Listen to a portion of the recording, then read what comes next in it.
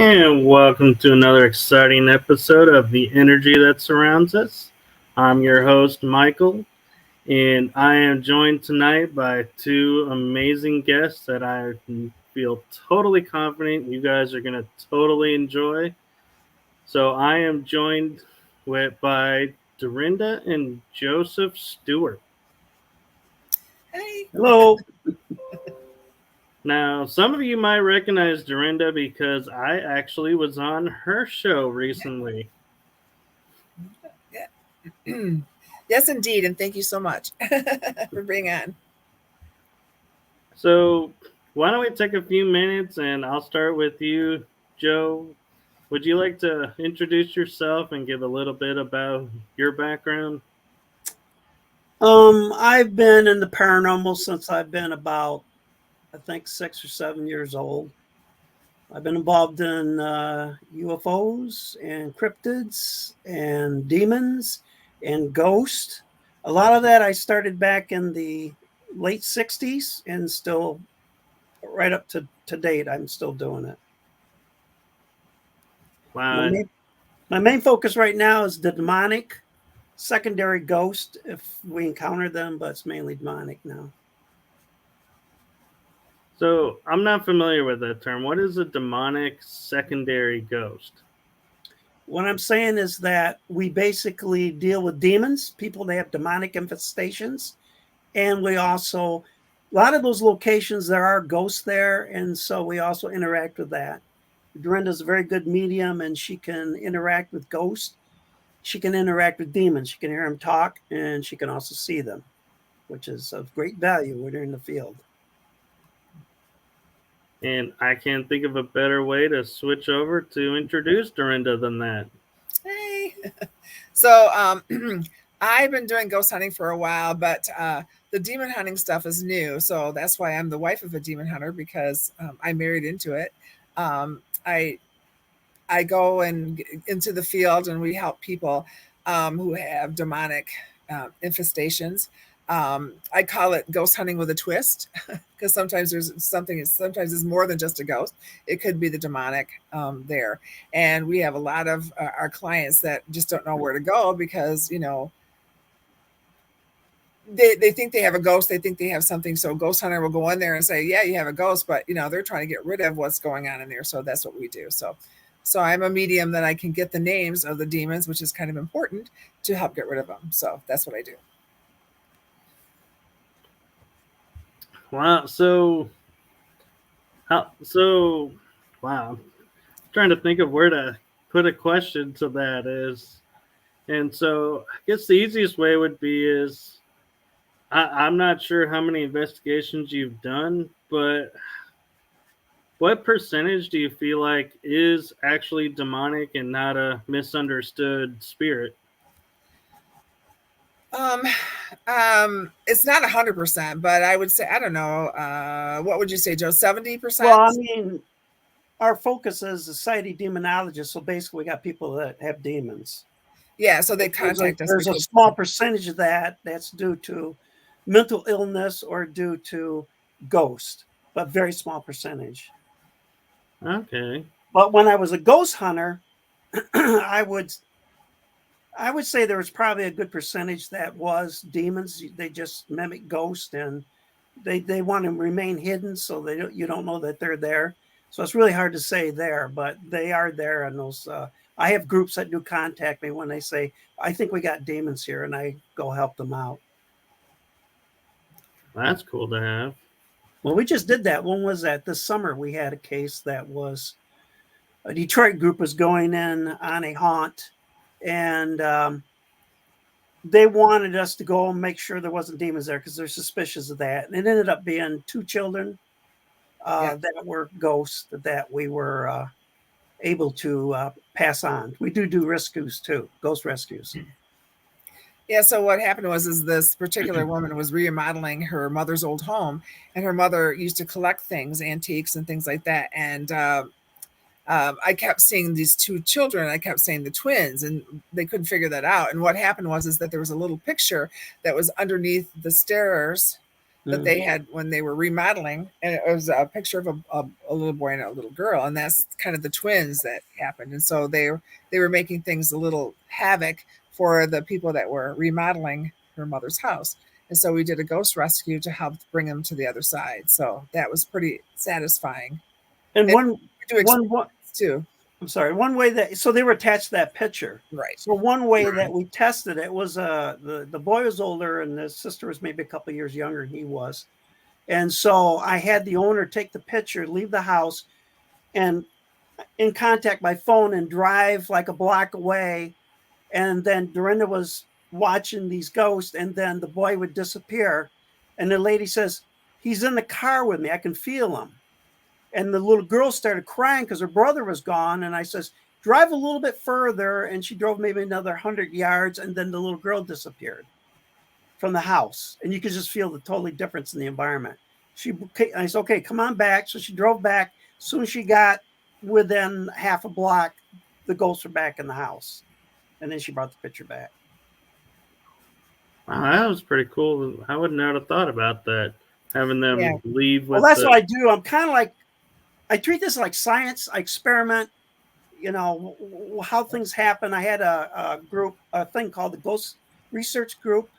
And I used to work with psychologists and people like that need help, where they know that it is supernatural, but they can't handle it as a psychologist because they might lose their license, at least here in Michigan. So it would be like, Harry, get a hold of this guy, and then I would go in and see what was going on. Right, and so you raise a good point. You're not actually, so your background isn't in like spiritual anything. So what made you turn and go from just regular ghost hunting to focusing on the demonology side? Well, that's all in the book. Yeah. Basically, my encounter where I knew I was dealing with a demon was in 2009. And I befriended this guy, and I was helping him out. And the demon that was involved was literally killing the guy. He was wasting away like a Holocaust victim. And it ended up being a sex demon, and his girlfriend was constantly being raped by this thing. So that's the journey, is learning how to deal with these demons. I study their behavior. I do things like we would try different symbols, religious symbols and stuff, to see what would be protective. So I didn't know if they worked or not. I would go and face them. And if I got beat up pretty bad, I knew they didn't work until I found something, it did work. And so to me, I'm studying their behavior. And that's all in the book, the journey, all the things that happen. So through stories, you see their behavior. And then later on, I do a little bit more analysis, comparing what I found out over the years, that kind of thing. Right. And I do what's called bindings. I bind a demon to an inanimate object. So basically the way it works, someone comes to us, we usually arrange a phone call. Durinda is very good. So when sometimes just by them talking on the phone, she knows immediately demonic's involved, and then names start coming to her. So I have to have the names to be able to control them. And so sometimes we follow up and go to their homes as well. We used to do that more pre-COVID, not so much now. And so then what happens is that we confirm what's there, and then I set a time to do a binding unknown to the people that are the victims. Right. Most times it's never done on the property. I do it in an isolated place. And what I do is I summon the demons to me. I have some protection, but when I summon them to me, at some point, now they got access to me, and I have to be quick at what I do in binding them to an inanimate object. And that's basically how it works. And then the individuals that are being affected are immediately free of it. It's gone forever because it's trapped. Right. It can't. And it's just totally amazing if you're actually in the environment when you do it. The environment changes. It's just immense what happens and how people change. And it's just fantastic what happens. It's like the light turns on. There's like Yeah. light. It's like, kind of like in the movies when the angels are going, ah, it's kind of like that when you get rid of the demonic. So I gotta say, my curious mind is, where are all these objects that are bound? Where do you store them? What do you do with them once they're bound to something? Well, unlike Ed Warren, I don't put it in my basement. Yeah, no, we don't have a museum. No, I refuse that. Can't say. But they're in a I mean, over time I learned how to bind them correctly. So they're in a state of kind of like in a coma. They're like in an inert state. They don't interact. But at some point they will, but I'll long be dead, so I'm not worried about it. Boy, I would hate to be in your property when if you guys move on and we don't have them on our property. Waking up. We don't have them. We don't have them on our property. But I wouldn't deep sea fish in Lake Michigan or anything. I don't know. I'm just saying there might be some. There might be some there. May or may not. I don't know. I mean, I'm not with him when he does that, so I don't know where they are. I don't know where the bodies are buried. Yeah, I mean, they have come to the property before we really knew how to protect ourselves. Dorinda got strangled one early evening by one of them, or getting strangled by one of them, and I had an occasion where there was a gentleman about 70 miles from us. Me and my original partner were working that case, and he was psychic, and the guy was like, I don't think I'm going to have you guys do this. I want to get my life together, and all this kind of stuff. And then my friend, who knew nothing about it, he calls me up and he says, "What the hell's going on?" I said, "What do you mean?" He says, "Well, I'm hearing this demon laugh." And he says, "You guys aren't going to get him. I got him under total control." And so I decided to text the guy, and I says, "Well, let me tell you, it's okay. You don't want to do anything. That's fine. That's your decision. But this is what's going to happen." And I listed out. Then he came back and he says, "You know what? I think I'm going to have you guys come and do it." Now, at that moment, Dorinda's working a job. She was working late at night. And I'm sitting in the living room with my dog in my lap. And there's a deck outside where the window is. And I heard this noise. And then something just came to that window and attacked me right at that second. And the dog took off and hid. And it was like, 3 weeks for that dog to even go near that area. Mm-hmm. And I got beat up pretty bad. And she came home and said, "What the hell happened to you?" And I said, "That demon got me when I was, down there." I finally took care of the one, but it was, it just shows you, I mean, it was so instantaneous. It was seconds when I just text this guy, the thing came after me. Trial and error, like to learn to protect ourselves. Cause we had to figure out what worked and what didn't work. So there was trial and error all the time. We were trying to, so when he wrote that book, I mean, those things are tried and true that we've learned that these are what work, and there's other things that don't work. And what I find really interesting is that when new people come in to try to join the group, because we do have Society of Demonologists, they always try to change things up. And it's like, dude, no, you're not changing it up, because this is what works. And we're not going to risk anything just because, you read something on the internet, so it's tried and true what we do. Yeah. So you get a lot of basically what I consider unteachables. They just do their own thing. They don't listen. It's like, you know what? I've been doing this for a lot of years, and I've suffered a lot of pain and misery learning how to deal with this. And, be smart and just follow what we tell you to do. And you'll come out okay. So I got to ask, I'm kind of curious, do you miss the regular just ghost hunting? No, I started ghost hunting like back in 1968. I mean, Hans Holzer's my hero back then. And, I used old reel tape recorder and 35 millimeter camera. We didn't have all the stuff. We didn't have even any software to analyze the audio, That was my specialty, was EVPs later on in the years. That was my specialty. But, I mean, it's I guess it's kind of boring in a way. I mean, my tack is with ghost hunting is I'm trying to help people. We do a lot of residentials and things like that. I'm not big into the commercial stuff, where everybody's going out and having a good time and doing all this hunting and stuff. Right. And so if it's not actually helping anybody to deal with this, I usually don't deal with it. I mean, I did my time doing that stuff, and then later on, I've done some ghost rescues and some cases down in Detroit, suicides and things like that. And then finally, I was able to introduce Durinda to it. Was it last September? Yeah, that we that's new for me, the ghost rescue.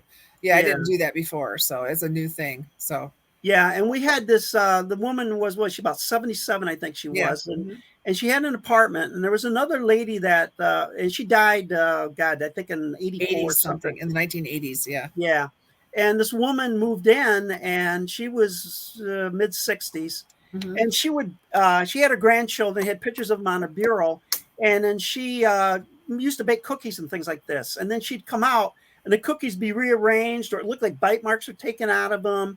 And she couldn't figure out what's going on. And she had a strange feeling for this one room, and she slept in the other room. So we were called in, I think originally for the demonic, to see if there was demons there. Yeah. When we walked in, and we ended up finding this older woman that was dead. And so usually when you deal with ghosts like that, to pass them on, is that you got to get them grounded in reality. So Durinda was talking for her as she would talk to Durinda, and she'd tell me what she was saying. And basically what we ended up doing was, she's living in a closet in her old bedroom is where she was. And so I just tried to bring that reality. Look is this your bed? Is this the coverings that you use? Are these your paintings? And she's looking at all the stuff, and all of a sudden realizing things have changed, because she doesn't see it that way. She sees it the way it used to be. And then she started breaking down.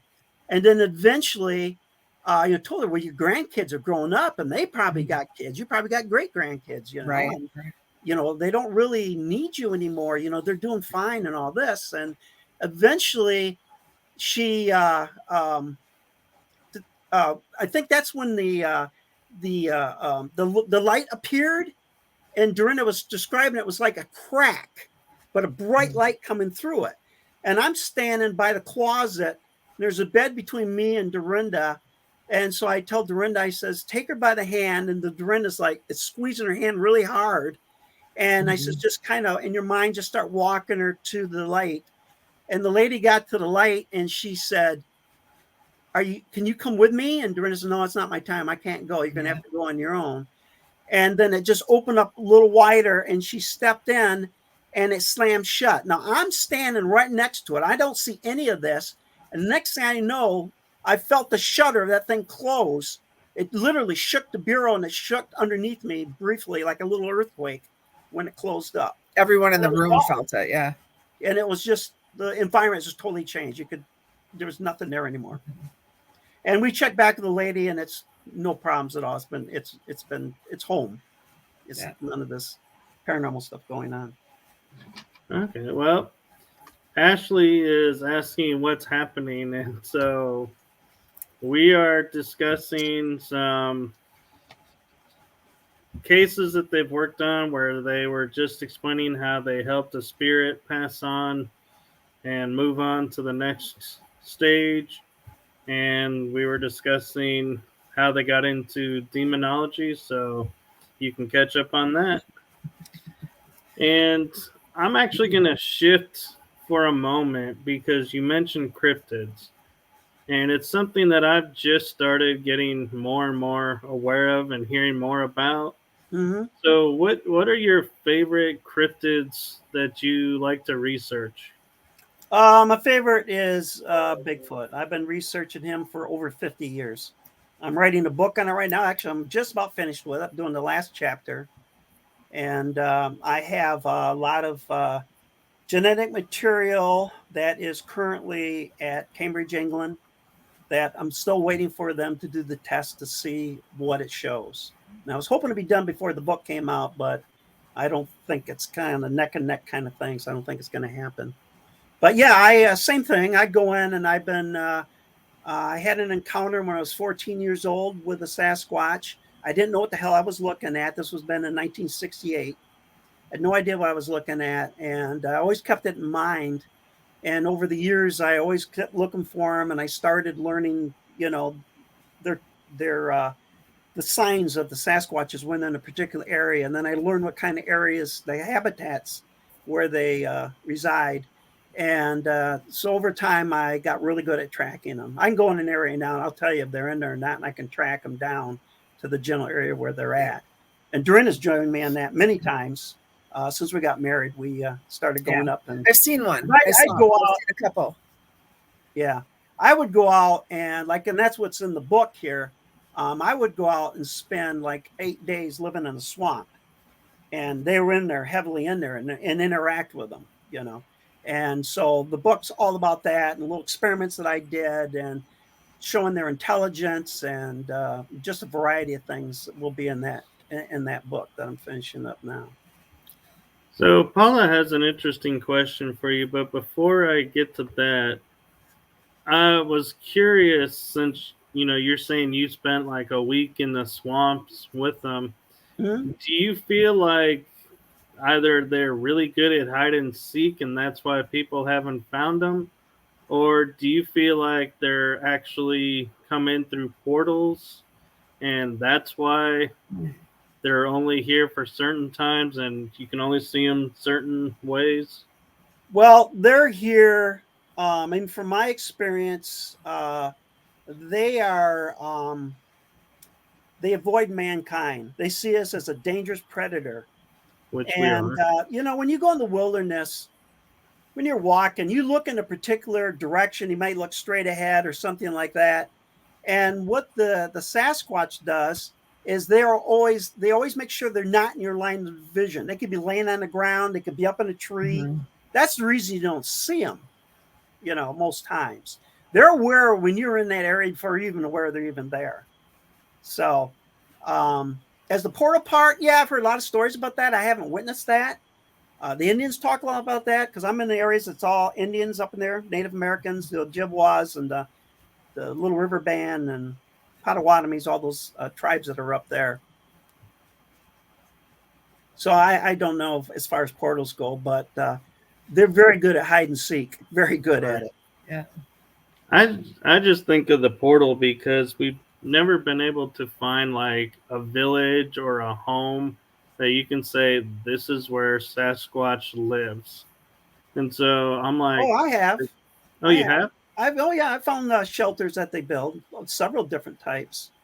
And I have pictures of it in the book. I got a lot of pictures in the book of all these things as well. And I've used to hunt actually with an Odawa Indian. The part that I talk about is 2013 when I had these encounters.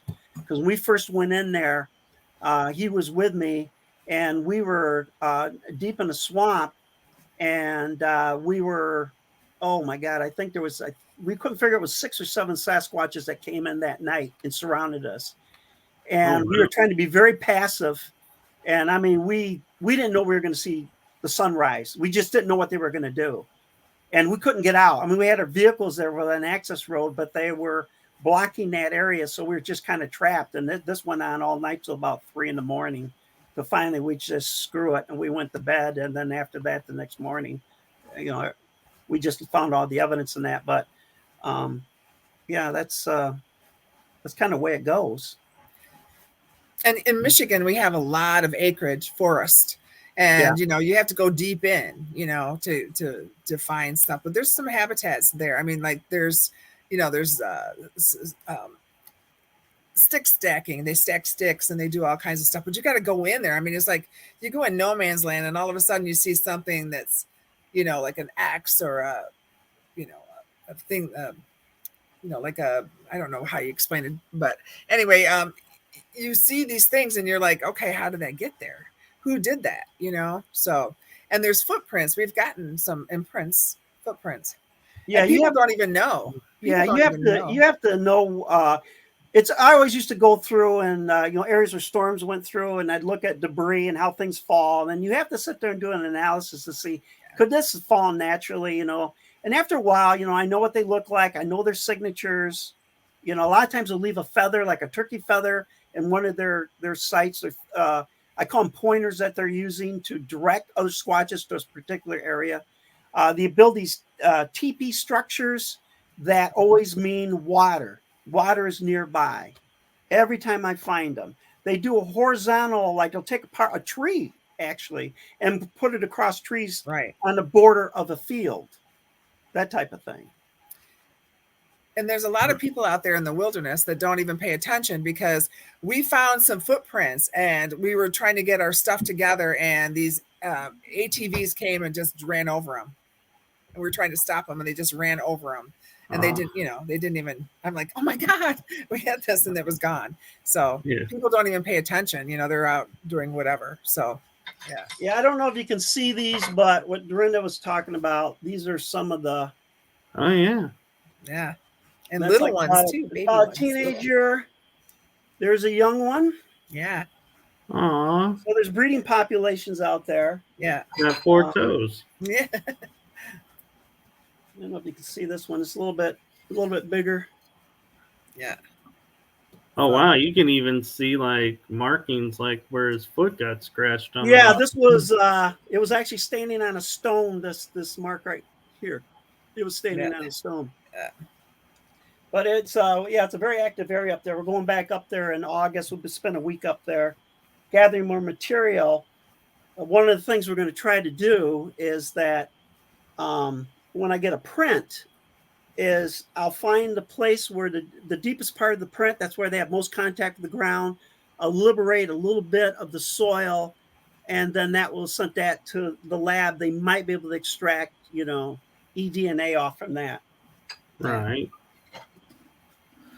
So Durinda brought up a good point that when I was in Arkansas at a place where they said they've had Bigfoot sightings there, they always talked about the X. And so I was going to ask your opinion of, does the X really like a marker for the Bigfoots, or is that just something nature does and we're confusing it and it really doesn't mean there's Bigfoots in the area?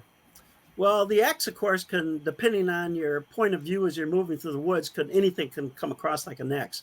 These are actually like 2 trees that would pull up out of the ground and crossed. Sometimes the cross is on the trail. And a lot of people used to interpret that as, oh, that means, stay out. No, these things are not for humans. This is for themselves. What it actually means is home. This is a place where they sleep. This is a place where they eat. And I've been for years, trying to figure out what it meant. And then one day when I was camping, I came back to camp and I had an X on the back of my tent that was laid up. And that's when I knew it means home. That's where I slept. That's where I ate. That's what it meant. Mm-hmm. And so I would now follow those, and I would find locations where they had occupied. I'd find deer bones and fur, piles of that, up there where they had been eating. Mm-hmm. So one question I also want to pick your brain about is same location in Arkansas is they had like rocks where they were here and then all of a sudden it arced over to here. No anything, like no base holding it up. It's just, and you can't look at that and go, well, nature stacked those rocks that way. Something had to do that. And they're small rocks, but still to be in a perfect arc.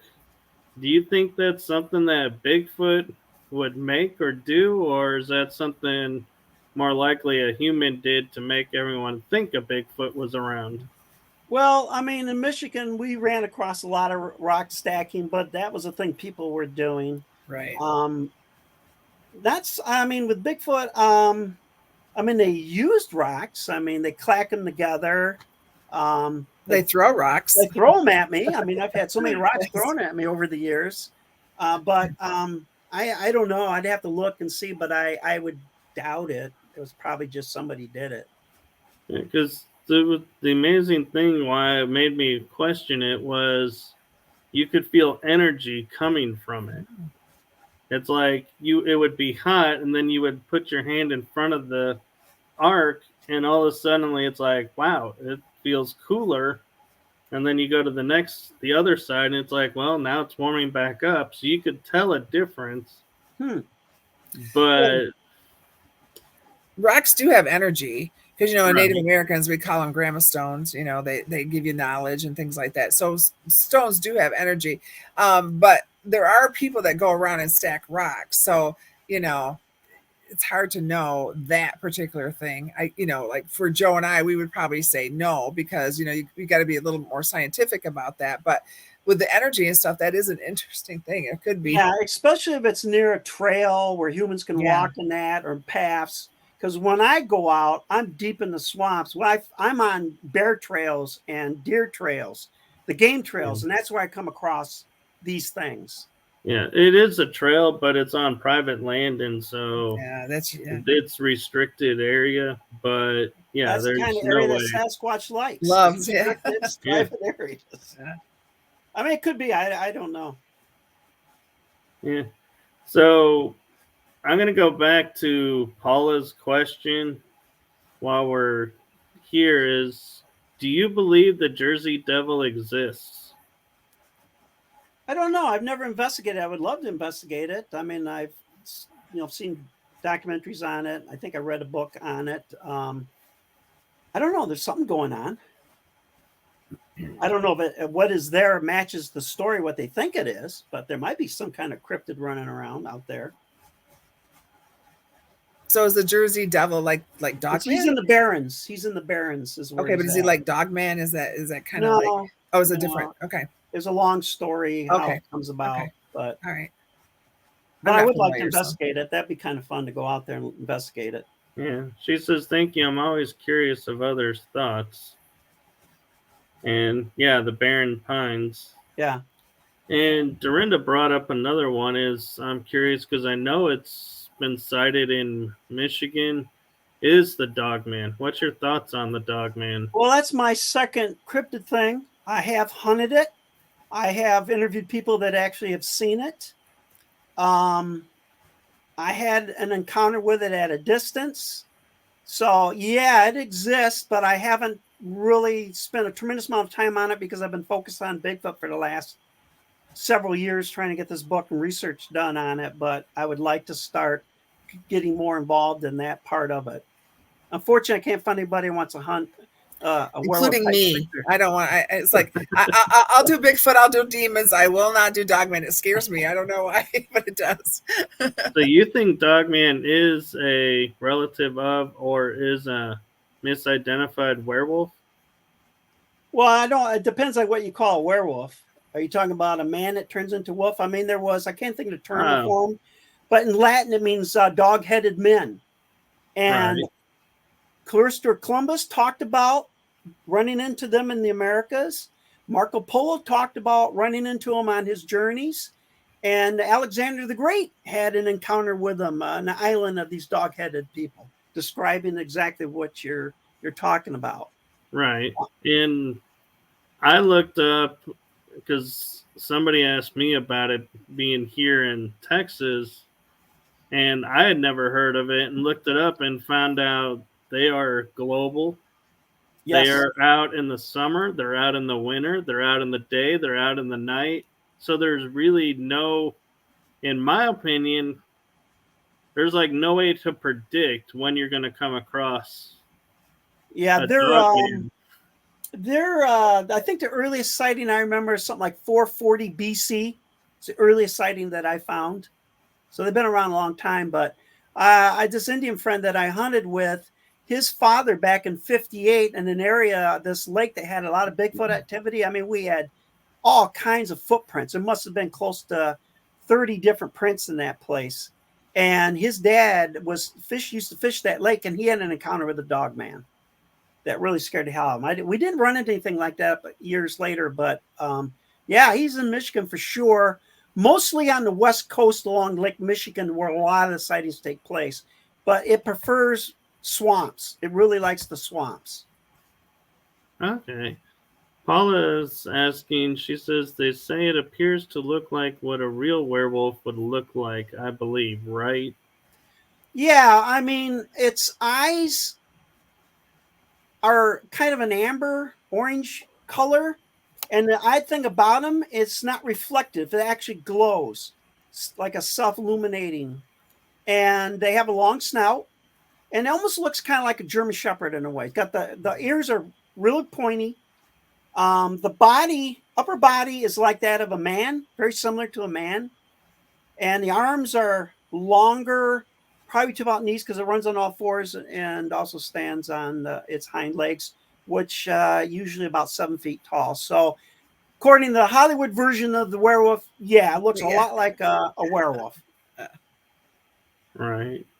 That's And what I was gonna say. so, What does it look? What does it look like the Hollywood version? So, I mean, unless you've actually seen one, you're not gonna really know what a real werewolf looks like until you actually see it. I guess right. And to be honest, I never really bought into the, oh, if a wolf bites a man in the full moon, Yeah, he becomes a wolf walking on 2 feet. I'm like, yeah, that's Hollywood. there's a Yeah, lot I of mean, Hollywood. I researched this, wrote an article on it many years ago, and in actuality, people by choice became werewolves, and it usually involved some sort of a belt that was given to them by the evil one or whatever, and they put this belt on, and they would turn into a wolf, or if they drank from the puddle of a wolf's print and could turn into a wolf. But there was actually no physical changes ever really took place. And basically, what those stories were covering up was cannibalism, is what was going on.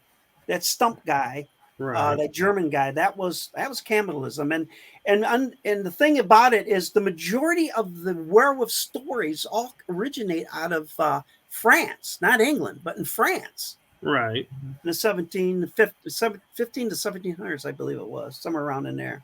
Right. And they even made a movie about it because there was a story, this village. They called it Brotherhood of the Wolf, I think it was called.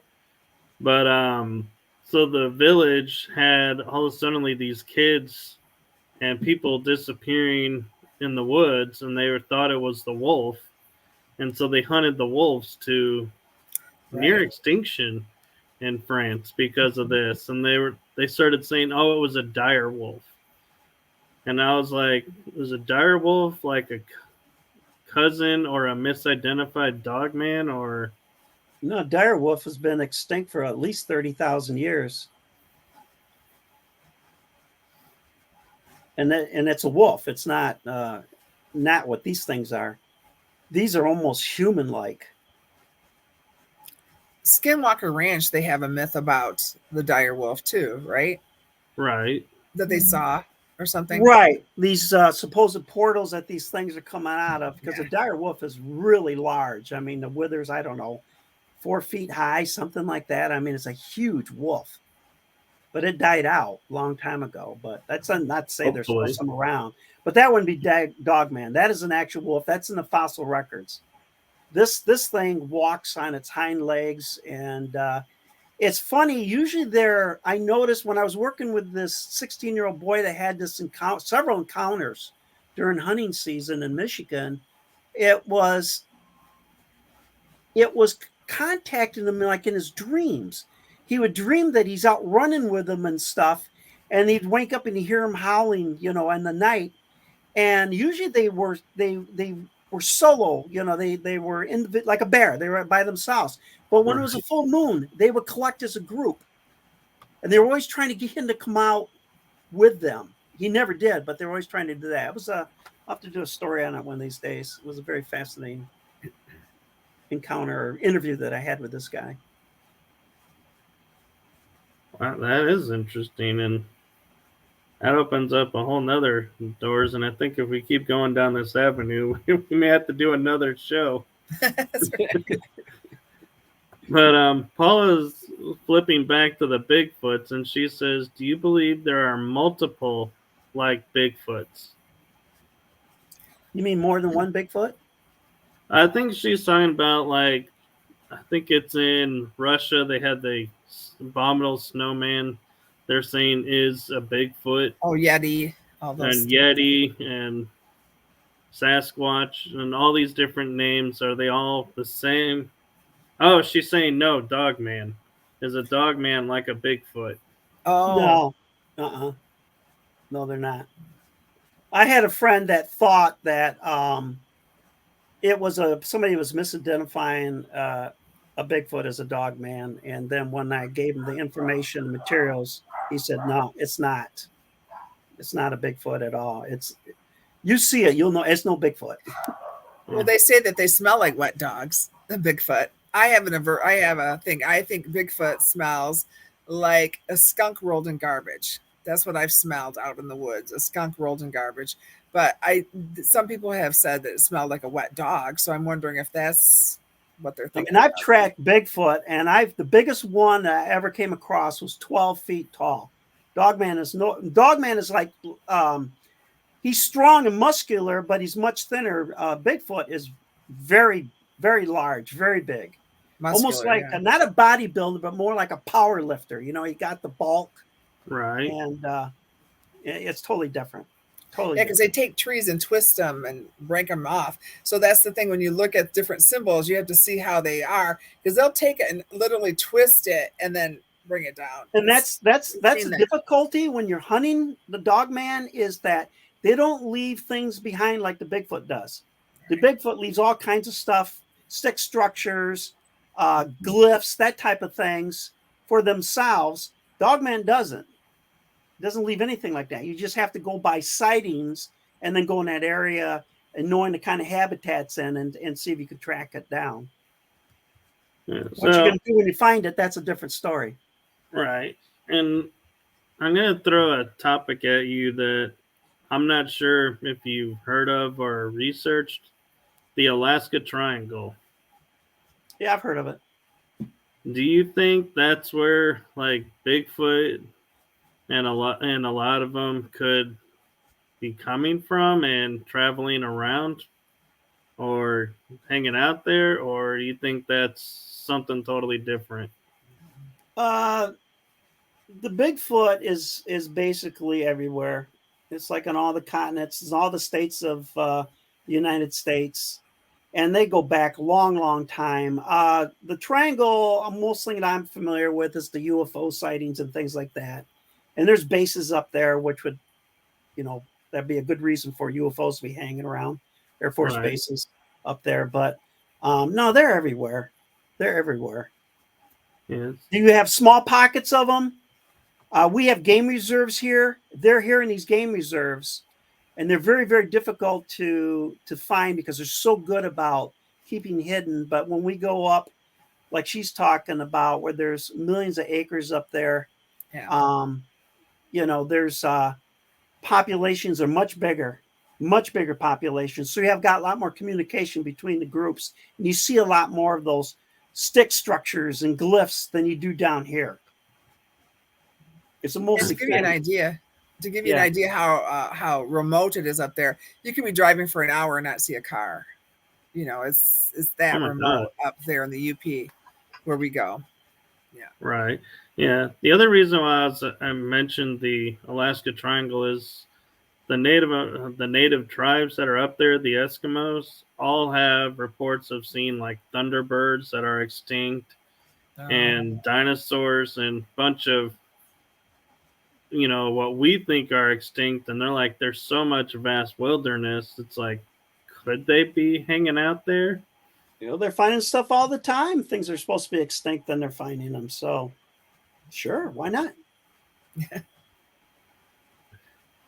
And Bigfoot is a lot like Native Americans, because they do have like what we call a winter home and a summer home. They do migrate through areas. So you'll have an area that's really kind of a hot spot, and then it'll move, several miles down the road, and then you'll find more things. But they basically, like the Indians do. Indians have their camps, like she said, and the reason for those camps is that they're more likely to survive better in the winter if they're in this location, and in the summertime they go to that location. The Sasquatch go where the food is, which is like the white-tailed deer in our area.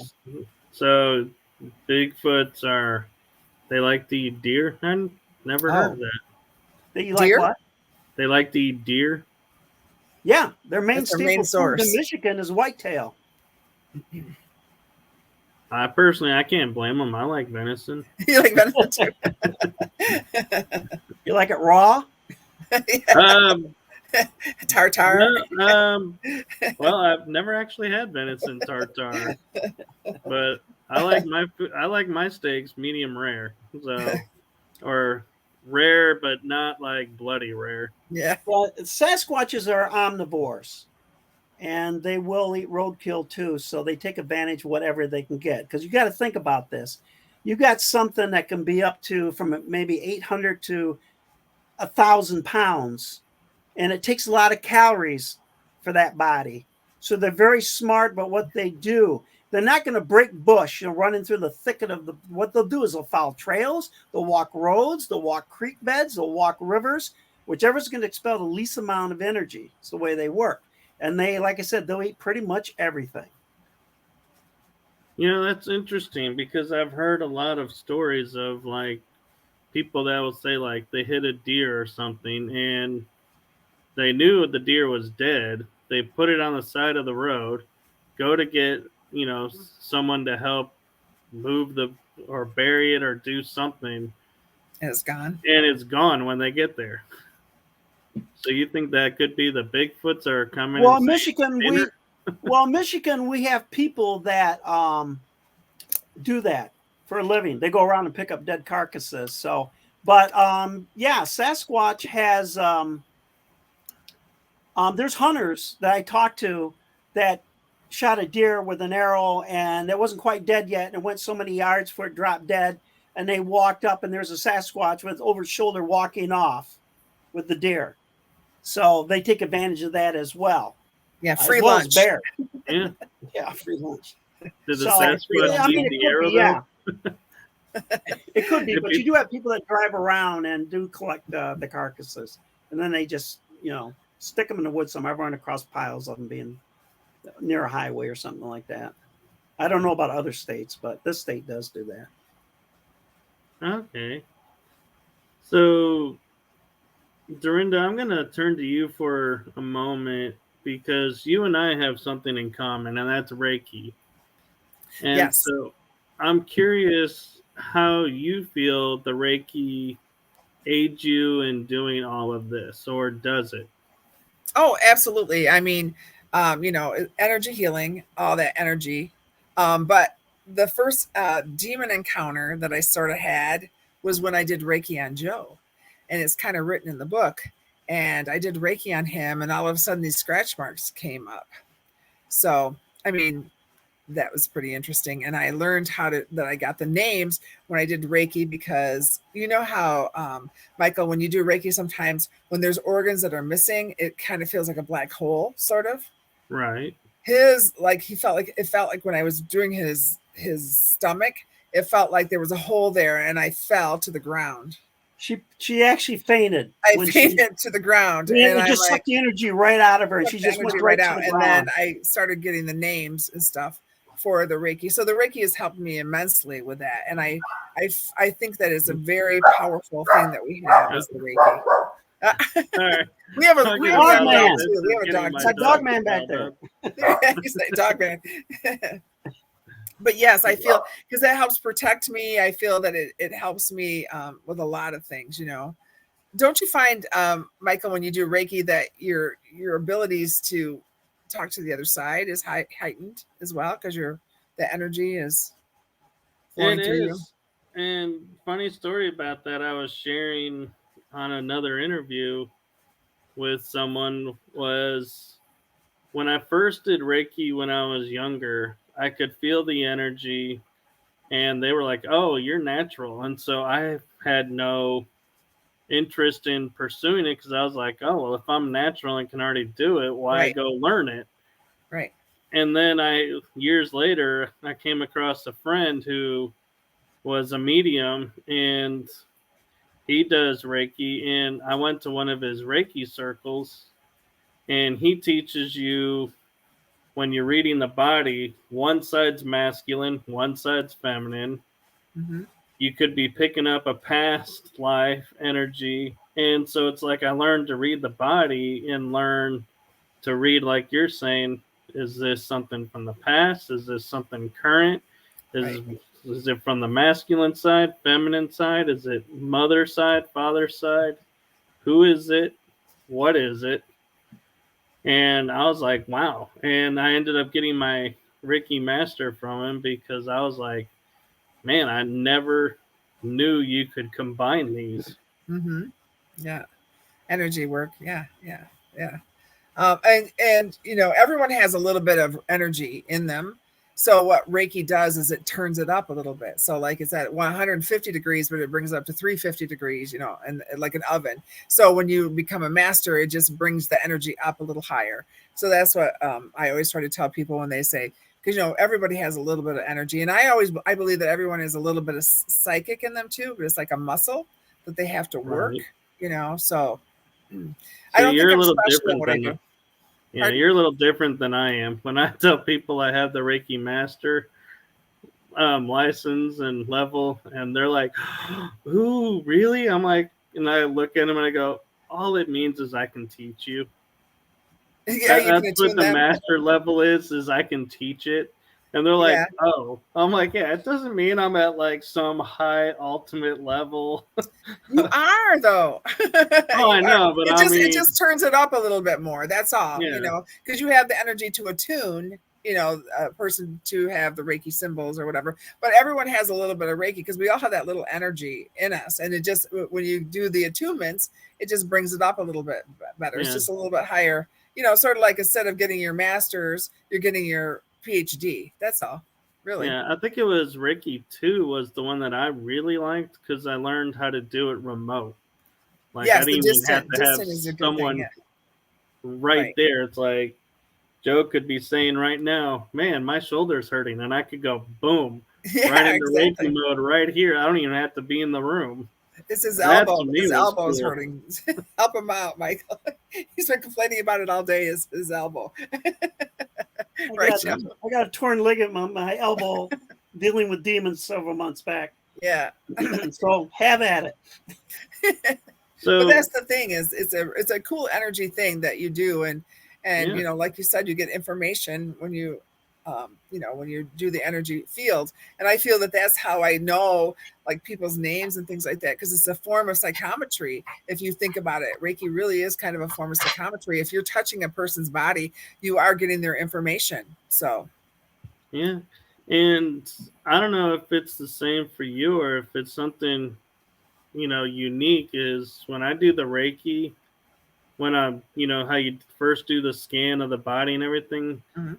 it's like I see a holographic image pop up in front of me with all these lines through it, and some are dimmer than others. And so it's like I go, oh, I need to pluck these lines that are dimmer, clean them so they're Mhm. shining bright. And then it's like, yeah, people seem to get relief from that, but I don't even know what those lines are. Well, that's your gift. That's the gift in reading it. For me, mine is when I scan it, I feel the hot, cold. There's like a void or something. There's like different things that I feel in there. So when I do the scan, I don't see the lines like you see, but I feel the energy that goes through, and I can tell, like you sit there and you kind of go, okay, there's something going on here. And then I'm like, okay, so your hip, and they're like, or um, one of the big ones that I always get is, I think you have a hernia, or something. And they're like, how did you know? And I'm like, well, I feel it, So there's different things like Right. that too. That go Yeah, on. I've felt that, and that's like you're saying is you feel these cold spots. And one of the things that amazes me is like I could be like somebody will say my back is hurting, and I'll be directed to put all my energy at their ankles, and I'm like, how is this helping their back? Their back is over there. I'm down here. What? And it's like, and then it's like, that's when I think they were showing me how everything is Connected. interconnected with our body. And so it's like, you may think it's up there, but actually the blockage is down here. Or it could be that it's so tender up there, they're able to push the energy through here, and the body's more tolerant of it, so it doesn't get overwhelmed. I don't Right. know. It's interesting Or to me. if you're feeling the ankles and it's in the back, maybe they're walking or doing something that's creating that pain up there. So if you straighten this out, it will even out the stuff, because our hips and our legs and everything is all connected to our back. I mean, you know, we have a core and all that stuff. So, you know, it's like everything is connected. So when you find something there, and that's the thing, because the energy tells you where you need to go. So that's where you go. And so, and that's you're doing exactly how it should be. The energy tells you what to do. And if a person's like sitting there going, it's in my back, and you're at his ankles, and then all of a sudden they're going, hey, what are you doing? I'm clearing the energy. I'm getting that for you. So works out. I'm also wondering if you ever do like I do, where they tell you you're not supposed to do like energy work on yourself.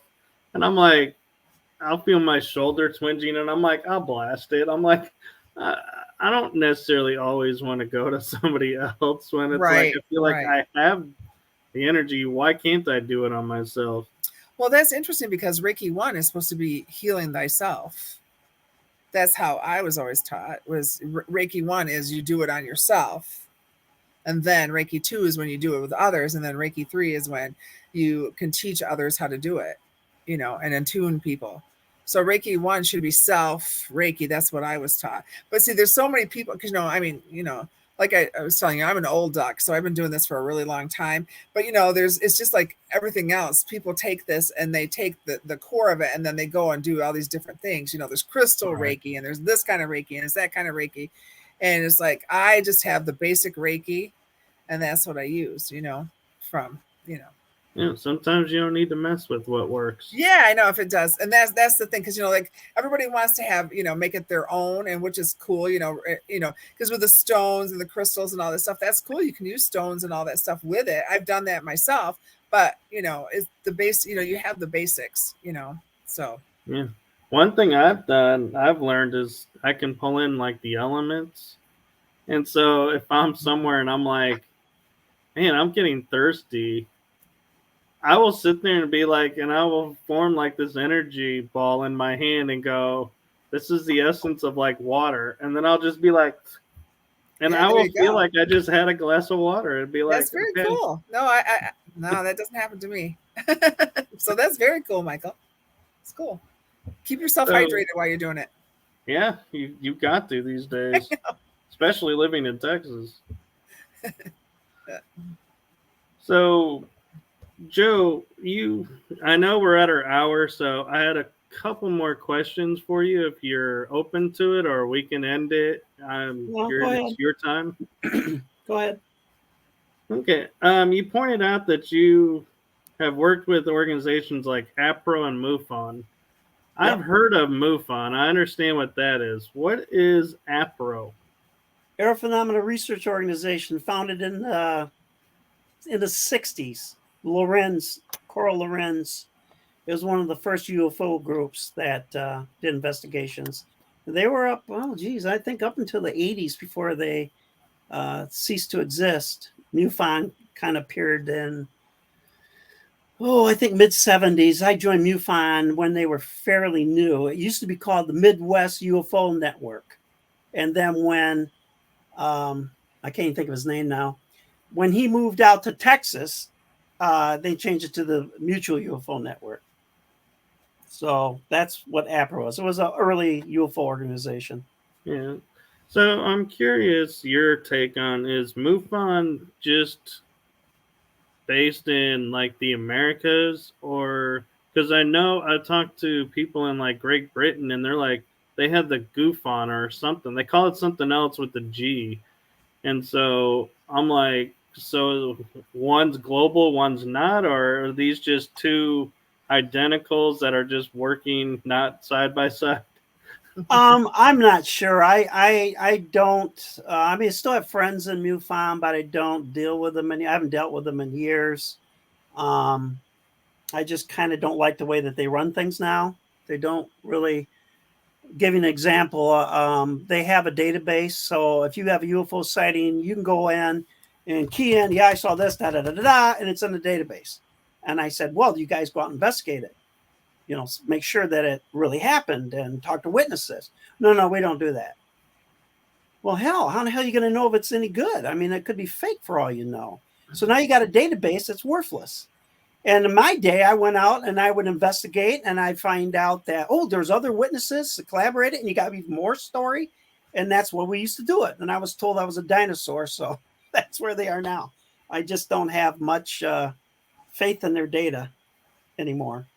Yeah, unfortunately, we are in the age of where, like you're saying, people will flood in and say, "Oh, I had a UFO experience," and it could be the same experience with like 3 or 4 words changed, and you think, "Oh, I now there's like 13 UFO encounters over here." No, it's the same one. Someone's making up and trying to make people believe there's more, so they Right. go, And "Oh, that's real." you would also find abduction cases, later on when you followed up on these kinds of investigations. So they had, I don't know if you heard of the transcription project. No.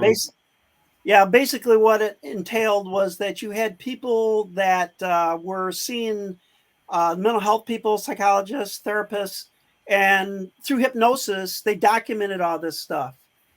So they took this information, and then we had a group of transcribers that took the audio, transcribed it, and then that data was put into a database that we initially built. I was on the original project on that when it first started. And so then it would be used for research and, figuring out, okay, how many times does this happen? Or is there any kind of patterns here? Jacobs, the history professor that's a big ufologist, I don't even know if he's still alive today. The Secret Life, he wrote that book. That was all research that he got from that database. And so through that, I ended up doing investigations of abductees here in Michigan. I'd go to their house, I'd get involved with the families and all the alien crap that was going place all throughout Michigan. And from about 97 till maybe 2002, somewhere around there. So, what's your take on abductions? Is because I don't want to say all of them real or all of them fake, because I know, being a history major, every legend has an ounce of truth to it. So I'm confident there are some real ones, but what do you think is causing some of them that have been proven to be not alien abduction? What's your take on that? Do you think it is the government doing stuff, or just what was that? They had a term for that. Military something. They had a term for it. MyLab or something, where the military. No. That's a place. Not that one. Okay. The military was kidnapping abductees and then drugging them and trying to get information. They were under observation. I'm sure there's some government stuff involved, but my take on that was that you're not going to get anything out of the government. They're not going to admit to anything. But look how far we've come all these years. We should forget about the government and do the investigations ourselves and get our own answers. Because sitting and waiting for approval from the government, here we are 75, 80 years later down the line, and we still don't know anything. Right. They still like to say Roswell was a weather balloon, and it's like, yeah, I really don't think so. And then I actually found out when I went to Roswell that there were 3 Roswell incidents with UFOs, and I've only ever heard of the one. I was like, wait, there were 2 more? Wait, what? Yeah, the other crashes, up in Corona and that, Are you familiar with Project Blue Book? I am. Well, Joe actually met Dr. Hynek. He shared pipe tobacco with Dr. Hynek when he came to Michigan. I worked with him. We had a case that he was down in central Mexico working a case, and I had a case up here in upper Michigan that were very similar. So this was after he did Close Encounters of the Third Kind and that. And so we met down in Jackson at the Space Center. And then I started working with him on some cases for a couple years because he died not long after that, died in 86. Right. Which, maybe you can answer this. I was always interested in the History Channel's version of Project Blue Book, the series they did, where they made him the believer and the Air Force was like, no, this isn't real. We got to cover this up. And he was like, we can't cover this up. Was that real that he was really like that? Or is that... Well, Hynek told me that, back in the day, they had the basic filing cabinets where they kept all the cases. Their best cases were the military pilots' sightings in that. That would have been ground crews would see it, the pilot would see it, might get it on their gun cameras, and then the radar would see it. And so when he went one day to look at a case, it wasn't there. And that's when he realized there was 2 levels here. They were taking all the good cases and moving them up to a higher level, and he had the crap cases. And so it was basically just an explanation. They were just, explaining things.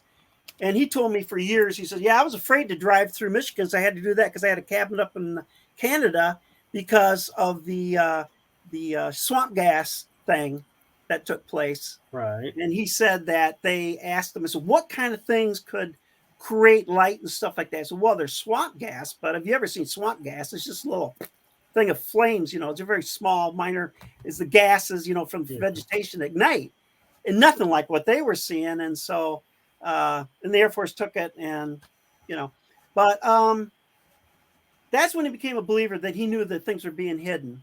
And then he told me of UFO sightings he had when he was in Canada.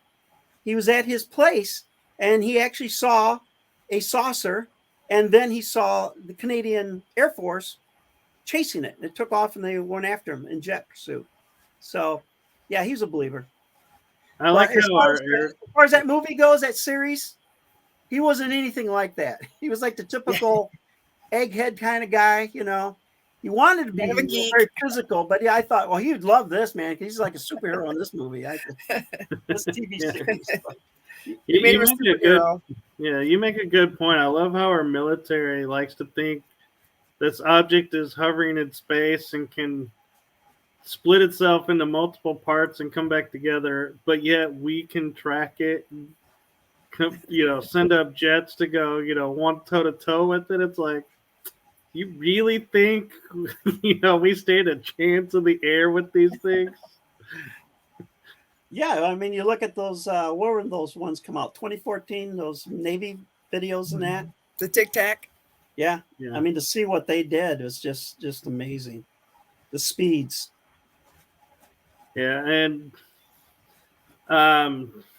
unfortunately, I heard somebody say that the Navy TikTok video was drone footage and it wasn't the real footage, and so we're made to believe they're disclosing this and going, yes, it's the, and they're like, that's not what actually was there or is taking place. It's kind of another governmental smokescreen to, I guess, fit whatever the narrative they're trying to get us to or distract us from something else, which I've started to notice the disclosure of like UFOs and stuff with the government is always when something really bad is happening. They're like, oh, hey, look, let's put this over here and everybody will focus on that and we can sweep this under the rug.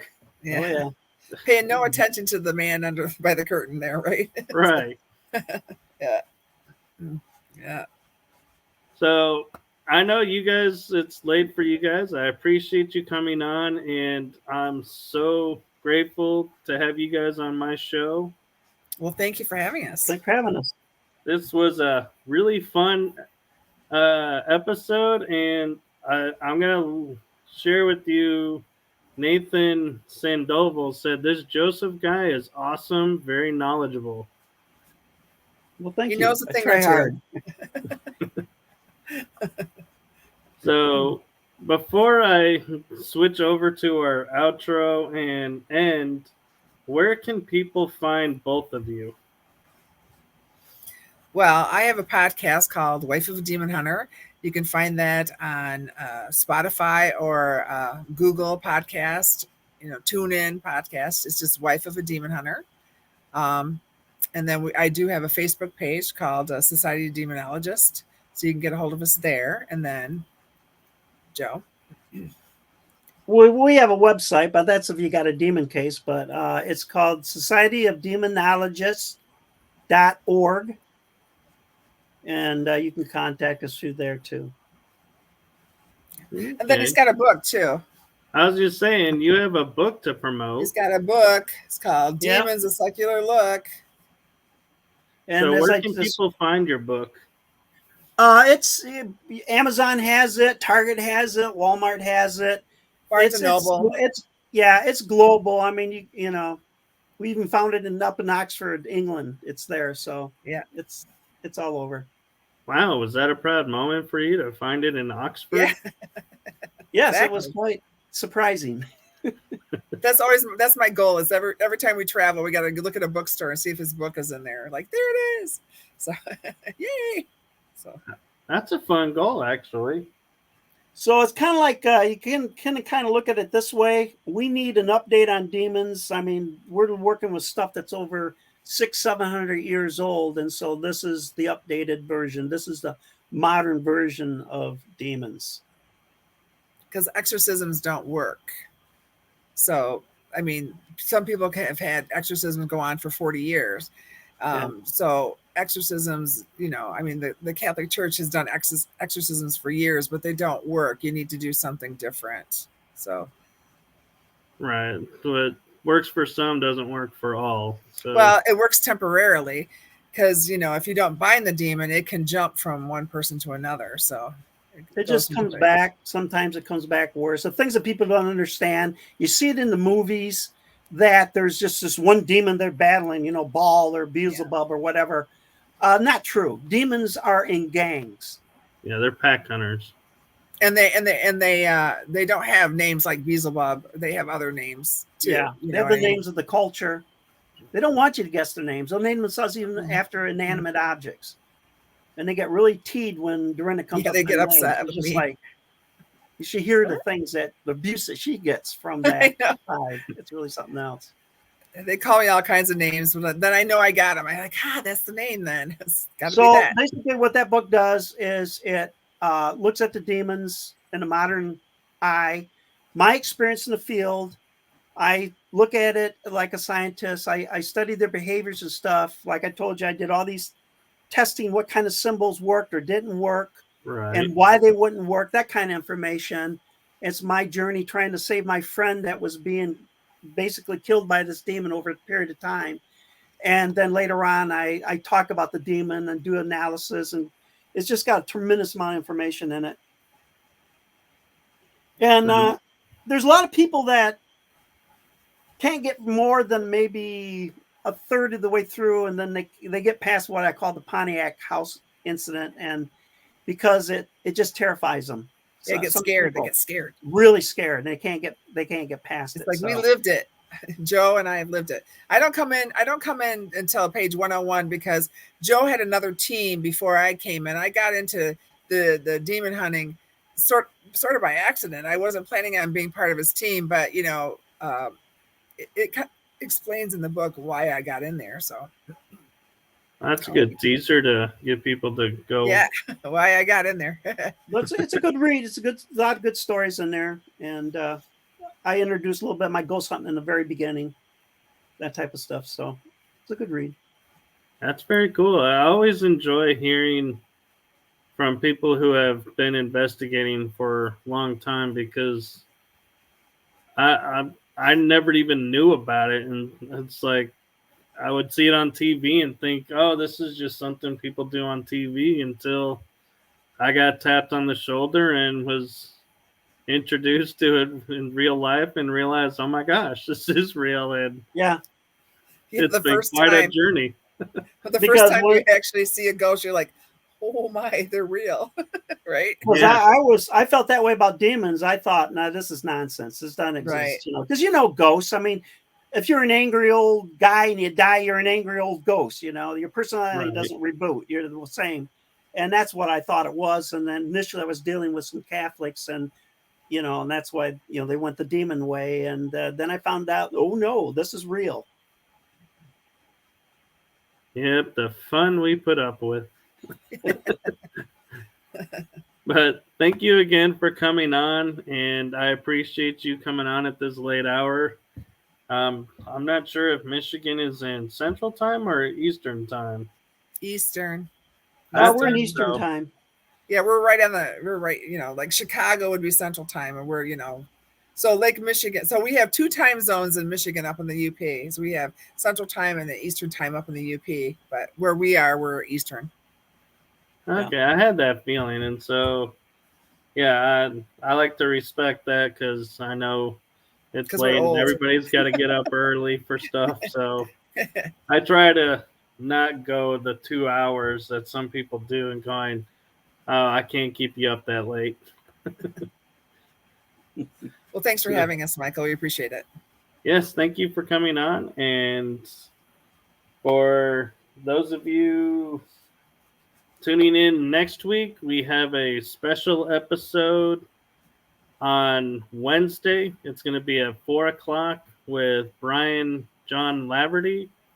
And the reason it's on Wednesday at 4 o'clock is because I was supposed to do this interview this week, Tuesday, or last week, Tuesday.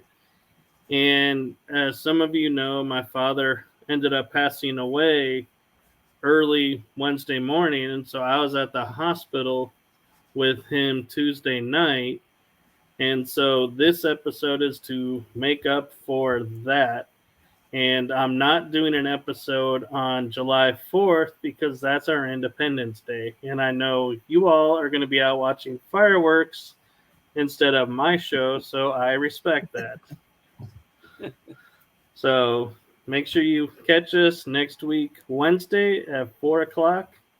And I will sign us out for now.